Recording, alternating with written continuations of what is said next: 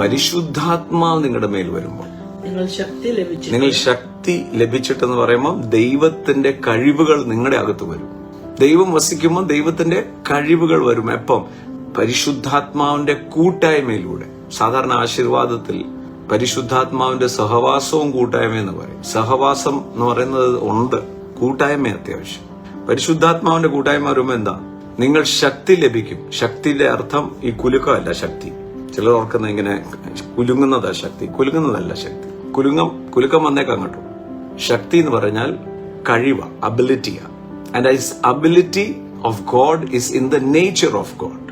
And the nature of God is love. വീണ്ടും ആവർത്തിച്ച് പറയാം. ശക്തി ദൈവത്തിന്റെ ദിവ്യ സ്വഭാവത്തിലാണ്. ദിവ്യ സ്വഭാവം സ്നേഹമാണ്.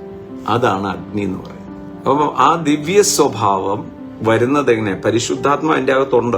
ആ കൂട്ടായി. അതുകൊണ്ട് ആത്മാവിൽ നടക്കുന്നവൻ എന്ന് പറയും. ആത്മാവിൽ നടക്കുക എന്ന് പറയുമ്പോൾ സ്ലോ മോഷനിൽ നടക്കുന്നതല്ല.